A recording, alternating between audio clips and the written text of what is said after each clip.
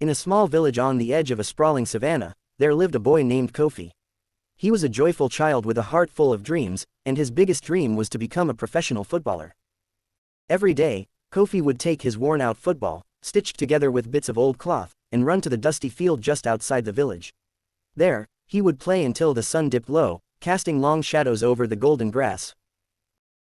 Kofi's talent was undeniable. He could weave through defenders like a breeze, and his powerful kicks sent the ball soaring with grace. But there was one thing holding him back: Kofi was very poor. His family could barely afford enough food, let alone a pair of proper football boots or the fee for the local football academy.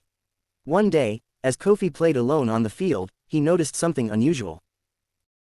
A figure was watching him from the shade of an old baobab tree. The figure wore a long cloak and a mask that covered his face, with only his eyes peering out like two bright stars. Kofi felt a twinge of fear but continued playing, hoping the stranger would go away. But when he finally stopped to catch his breath, the masked man stepped forward, his footsteps soft on the dry earth. "Don't be afraid," the man said in a deep, calm voice. "I've been watching you, Kofi. You have a gift, a talent that should not go to waste." Kofi was too stunned to speak.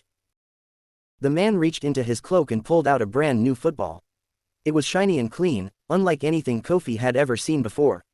"Take this," the man said, tossing the ball gently to Kofi.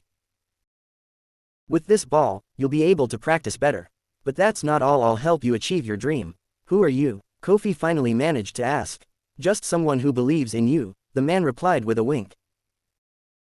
"You can call me the Guardian." And with that, the Guardian turned and walked away, disappearing into the savannah like a whisper in the wind. From that day on, Kofi found small gifts left for him near the old baobab tree: proper football boots, a jersey, and even a letter of recommendation to the football academy in the nearby town.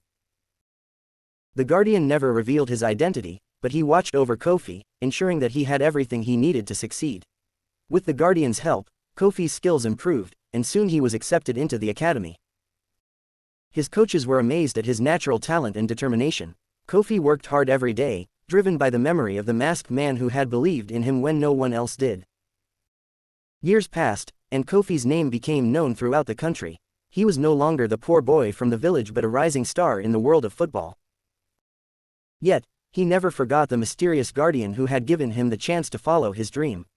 One evening, after a particularly important match, Kofi returned to his village. The sun was setting, painting the sky in hues of orange and pink. He walked to the old baobab tree, now taller and broader than ever. "Thank you," Kofi whispered, placing a football, a symbol of his success, at the base of the tree. As he turned to leave, he thought he saw a figure in the distance, watching him from the edge of the savannah. Kofi smiled, knowing that the Guardian was still out there, helping other young dreamers like him. And so, Kofi's story spread, inspiring many in his village and beyond. They spoke of the masked man who helped a poor boy become a football star, and how kindness and belief could change a life. But no one ever saw the Guardian again. Some said he was a spirit, others believed he was just a man with a kind heart.